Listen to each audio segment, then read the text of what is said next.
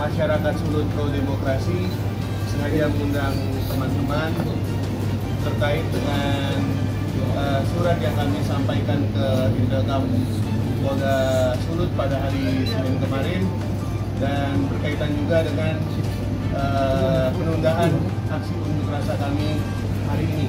Sebagaimana yang tertulis, harusnya kami berunjuk rasa tadi sekitar jam 12, tapi kami memutuskan untuk untuk menunda. Nah, untuk lebih lanjut alasan kenapa kami menunda dan lain sebagainya, kami akan persilakan dari ketua untuk memberikan penyampaian.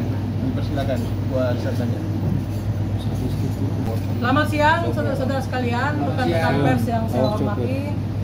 Pertama adalah kami memperkenalkan diri dulu. Kami dari Koalisi Masyarakat Pro Demokrasi. Saya perkenalkan dulu, di sini ada hadir rekan-rekan saya ini dan di sekeliling kalian ada Ronald Ginting. Ini selaku koordinator humas di koalisi. Baru ada Mas David Menko. Beliau selaku wakil koordinator dari unsur Forum Rakyat Anti Korupsi Sulawesi Utara. Di sebelah saya ada Bung Rainer Timothy, sarjana hukum, selaku wakil koordinator di koalisi dari Garda Tipikor Indonesia wilayah Sulawesi Utara, selaku kabak hukum di GTI. Ada dinda kita ini Bung Temi. Bung Temi ini dari rekan-rekan mahasiswa Papua. Baru ada Adinda Diki Yapri selaku juru bicara juga di koalisi dari Jaringan Aktivis Mahasiswa Sulawesi Utara. Rencananya hari ini kami akan menggelar unjuk rasa di DPRD Sulawesi Utara dan di KPU dan di Bawaslu serta di Tribun Manado. Namun hari ini kita tidak jadi menggelar aksi unjuk rasa karena surat tanda terima pemberitahuan unjuk rasa yang kami layangkan sejak hari Selasa lalu masuk di Intelkam Polda Sulut, dan sampai kemarin kami berkoordinasi dan sudah bertatap muka dengan para pejabat di Intelkam Sulut yang tadinya akan mengeluarkan STTP. Ternyata hingga detik ini belum ada STTP. Sebagai warga negara yang baik, kami taat akan hukum yang ada. Namun kami ingin menyampaikan apakah ini murni kekeliruan administrasi atau kelalaian administrasi, karena sampai kemarin sebenarnya di pengurusan STTP itu sudah diurus, tapi hanya karena ada kesibukan. Namun hingga hari ini kita follow up belum terjadi. Ataukah juga mungkin karena ada isu yang kami angkat juga yang sangat sensitif menjadi hambatan itu, nanti tanyakan saja ke Polda. Karena kami juga intinya hari ini menggelar unjuk rasa dan press conference adalah meminta Pak Presiden kita Joko Widodo untuk turun dari jabatannya sebagai presiden. Alasan yang pertama adalah bahwa dalam pemilihan umum legitimasi dari proses juga bagian yang amat penting sebelum menuju kepada legitimasi hasil akhir. Sebagai warga negara yang baik, kami memutuskan untuk menghormati apapun yang nantinya akan menjadi hasil pemilu di 2024 hingga adanya pelantikan yang menggantikan presiden kita nantinya. Kami akan loyal terhadap kepentingan Republik. Akan tetapi seperti yang rekan-rekan dan masyarakat halayak umum mengetahui bahwa adanya dugaan-dugaan yang berseliweran, baik yang sedang disampaikan oleh bocor halus Tempo, dan juga yang terakhir juga adalah dirty vote yang diangkat oleh rekan-rekan pakar tata negara yang sehari-hari berada di Mahkamah Konstitusi. Ini semua merujuk dari kesiapan-kesiapan yang kami lihat adanya upaya-upaya kotor di balik pemilu tersebut. Dan yang terakhir juga yang ingin kami sampaikan bahwa kami juga kecewa terhadap presiden. Karena apa? Guna apa ada lembaga Komisi Pemilihan Umum bila mana Presiden Pak Jokowi sebagai kepala negara yang masih aktif dengan berdasarkan quick count langsung buru-buru memberikan ucapan selamat kepada salah satu paslon. Kami melihat tidak adanya kenetralan pada posisi itu sehingga merujuk dari Undang-Undang Dasar 1945 Pasal 7A yang nanti akan dijelaskan oleh Bung Reiner bahwa memungkinkan untuk kami mengusulkan kepada Dewan Perwakilan Rakyat di Senayan itu untuk mengusulkan pencopotan Bapak Joko Widodo sebagai presiden karena kami malu pada proses tersebut.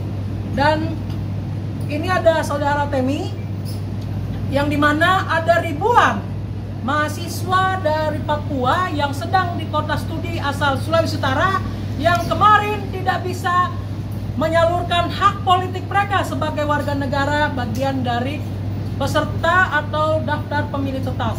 Hanya karena persoalan administratif, silakan Bung Temi untuk menyampaikan aspirasi yang mewakili rekan-rekan ini. Karena juga ada ratusan yang lainnya, bahkan ribuan yang juga berKTP elektronik Indonesia tapi juga sedang menempuh studi di sini.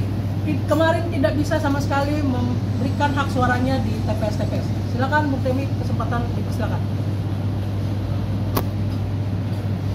Ya baik, terima kasih. Selamat siang dan detik ini karena persoalan yang kejadian dalam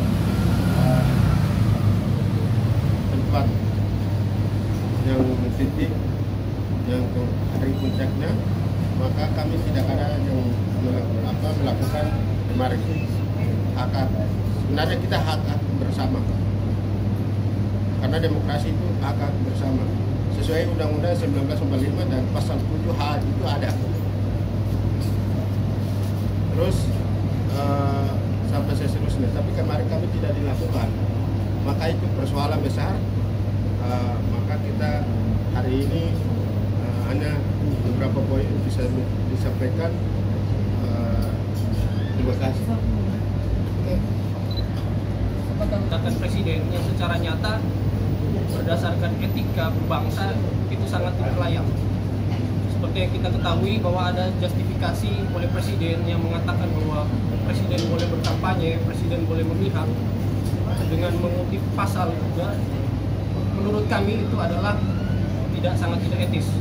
Di mana presiden juga mengutip pasal di dalam Undang-Undang Pemilu, hanya mengutip sebagian pasal. Sementara ada juga dalam pasal di dalam Undang-Undang Pemilu yang menyatakan bahwa pejabat negara itu tidak boleh mengajak untuk melakukan kegiatan yang berbau mengajak untuk kampanye seperti itu. Nah, berdasarkan hal tersebut, kami melihat bahwa presiden dapat diberhentikan dengan tindakan-tindakan tersebut. Mengapa? Karena di dalam Undang-Undang Dasar 45, yaitu di dalam pasal 7A Undang-Undang Dasar 45, saya sebutkan presiden dan wakil presiden dapat diberhentikan dalam masa jabatannya oleh MPR atas usul DPR, baik apabila terbukti telah melakukan pelanggaran hukum berupa pengkhianatan terhadap negara, korupsi, penyuapan, tindak pidana berat lainnya,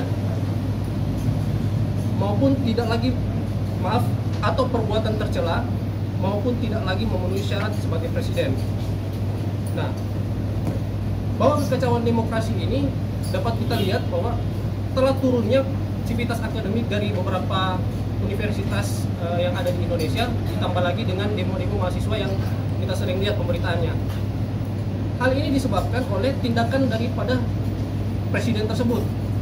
Nah, kalau kita artikan tindakan tercela itu adalah satu tindakan yang tindakan tercela itu adalah perbuatan yang bertentangan dengan norma-norma agama, kesusilaan, dan adat. Yang dimaksud bertentangan dengan norma kesusilaan itu aspeknya sangat luas, sehingga tidak hanya terbatas pada pelanggaran hukum semata, melainkan pada kebiasaan-kebiasaan kita, etika maupun moral, menurut kami. Bahkan bisa dikatakan juga sampai dengan melanggar sumpah jabatan presiden. Sehingga kami merasa bahwa presiden telah memenuhi syarat di dalam pasal 7A tersebut. Sehingga kami mendesak agar supaya DPR dapat mengusulkan MPR untuk memberhentikan presiden. Terima kasih. Dan yang berikut adalah kami ingin menyampaikan kepada Komisi Pemilihan Umum Sulawesi Utara dan juga kepada Bawaslu Sulawesi Utara, kami tetap percaya kepada kedua lembaga tersebut. Kami ingin memperkuat melalui dorongan moral hari ini adalah untuk tetap melakukan perhitungan rekapitulasi hingga akhir, bekerjalah dengan jujur dan profesional tanpa terpengaruh apa-apa dengan kondisi ataupun juga penyampaian-penyampaian yang dimana telah mendahului hasil perhitungan rekapitulasi secara real count yang ada. Oke, ada saya kembalikan kepada. Oke, baik, terima kasih. Mungkin ada Koalisi Masyarakat Pro Demokrasi yang inisiatifnya dimulai dengan diskusi dari 4 lembaga. Pertama adalah Garda Tipikor Indonesia Wilayah Sulawesi Utara, kemudian ada Jaringan Aktivis Mahasiswa Sulawesi Utara, baru ada Forum Rakyat Anti Korupsi Sulawesi Utara, dan juga Rumah Nusantara yang kami diskusikan berkaitan dengan keresahan. Walaupun kemarin rata-rata dari aktivis yang ada bergabung membentuk ini telah bermain dalam pemilu, itu adalah hak politik masing-masing. Tapi hari ini kami berada lagi, setelah pemilu ini selesai, berarti kami balik kepada fungsinya sebagai aktivis dan pimpinan organisasi yang dimana ini tidak akan mempengaruhi pemilu apapun. Apapun hasil pemilunya, kami tetap akan mendukung ketika itu sudah dilantik dan ditetapkan pada posisi ini. Namun yang kami ingin sampaikan, ketika ada proses legitimasi yang dicederai karena etika moral dan kerusakan yang ada seperti yang kita ketahui bersama, itu harus dibuktikan. Dibuktikan dalam artian apa? Kalau tidak ada penjelasan dan klarifikasi yang jelas berdasarkan juga data, tidak hanya sekedar omongan, maka kami merasa harus ada yang bertanggung jawab. Yang bertanggung jawab adalah, menurut kami, adalah presiden itu sendiri. Karena apa? Ini berkaitan erat dengan moral kebangsaan dan keberlangsungan Republik kita.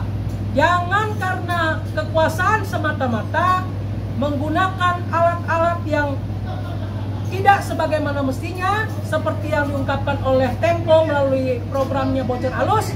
Ini juga yang menjadi peringatan keras. Dan kami dari Sulawesi Utara mengingatkan, karena indikator yang kami ingin sampaikan adalah bahwa kalau misalkan Bapak Jokowi dicintai benar-benar oleh rakyat Sulawesi, oleh rakyat secara umum, ada partai politik yang menggunakan jargon bahwa partai ini adalah partai Jokowi, bahkan dipimpin oleh anaknya beliau sendiri, bahkan juga melakukan konsolidasi akhir. Relawan-relawan Jokowi dikumpulkan untuk mencoblos menggunakan hak pilihnya kepada partai tersebut. Tapi bisa kita lihat bahwa apa? Partai tersebut melalui hasil quick count yang ada dan prediksi tetap tidak akan lolos ke parlemen. Makanya ini adalah sebuah dasar bahwa Jokowi efek ini adalah hal yang tidak mungkin kalau tidak ada lapisan tangan-tangan nakal seperti yang diungkapkan oleh para pakar kita melalui film Dirty Vote. Itulah kenapa kami terpanggil hari ini adalah ingin menegaskan dari Sulawesi Utara bahwa kami berserta dengan teman-teman di Jogja, di Jakarta, di Jawa Tengah, dan di daerah lain bahwa kita sama-sama menjaga yang namanya demokrasi berlangsung dengan baik dan aman. Walaupun teman-teman kita dari Papua, dari daerah lain yang sedang menempuh studi di Sulawesi Utara dan saya rasa juga di tempat-tempat lain, secara aturan memang tidak memungkinkan mereka untuk melakukan pencoblosan. Karena apa? Karena ada aturan yang mengatur. Batas akhir dari daftar pemilih tambahan yang diatur secara khusus adalah jatuh pada 7 Februari lalu. Namun yang ingin sampaikan kami adalah proses tersebut merupakan hambatan bagi demokrasi. Seharusnya itu dapat bisa dipermudah. Kenapa? Karena mereka adalah warga negara yang dibuktikan dengan KTP elektronik yang berlaku seluruh Indonesia. Kalau ada hambatan-hambatan dengan menggunakan aturan main, itu merupakan hambatan bagi demokrasi. Itu yang ingin kami sampaikan.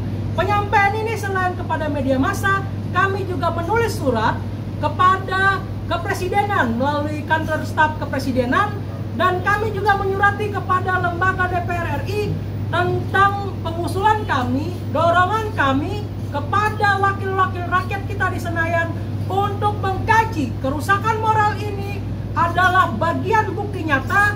Kita harus menghukum orang yang paling bertanggung jawab di belakang semua ini. Dugaan kami mengarah kepada Bapak Presiden Joko Widodo. Jangan kita biarkan beliau turun dengan mudah dari bangku kepresidenan. Ke kantor Tribun Manado kami bukan demonstrasi, tapi adalah menyampaikan aspirasi karena dipandang perlu bagi kami dalam marwah menjaga demokrasi ini tetap berlangsung adalah insan pers sebagai pilar keempat dalam bernegara, dalam penjaga demokrasi. Nah, pers di Sulawesi Utara ini kan banyak. Kami mengambil sampling untuk bisa saja diwakilkan oleh Tribun Manado, dan kita mengundang juga kan tidak hanya memilih-milih hari ini. Tapi kan tidak mungkin kita berkunjung ke satu-satu gitu. Sampaian aspirasi yang kami sampaikan adalah pertama, tetap jaga moral etika bangsa ini. Bila mana seperti data seliweran yang ada di tempat lain, adanya kecurangan, adanya pemilu atau tangan-tangan kotor yang melakukan rekayasa ini, tolong teman-teman jurnalis juga ikut serta melakukan investigasi terkait akan hal ini. Dan yang berikut ini yang paling penting yang ingin kami sampaikan dari koalisi. Pertempuran hari ini adalah ibarat badai dalam secangkir kopi. Tempur hari ini adalah pertarungan antar elit-elit partai politik. Haram hukumnya ketika pertempuran elit politik ini menyalahgunakan, apalagi melakukan genderang perang dengan melibatkan yang namanya kelompok sipil masyarakat. Kami ingin mengingatkan kepada masyarakat dan kami mendorong media untuk memberikan literasi yang baik kepada masyarakat. Agar apa? Jangan masyarakat digunakan oleh tangan-tangan yang ingin melakukan pembayaran terhadap pemilu ini dengan mengorbankan masyarakat itu sendiri. Jadi masyarakat kita edukasi sama-sama, biarkan ini sesuai dengan koridor yang ada. Bila mana ada kecurangan dan sebagainya tetap akan diakomodir oleh negara melalui Mahkamah Konstitusi. Kita himbau kepada elit tidak menggerakkan atau lagi menggunakan tangan-tangan jahil untuk menabur genderang perang dengan mencederai kelompok-kelompok masyarakat, terutama dalam benturan di kelompok masyarakat. Apa yang sudah kami sampaikan tadi. Gemoy. Demikian, wassalamualaikum warahmatullahi wabarakatuh. Shalom. Siapa yang hendak keluar Tuhan memberkati.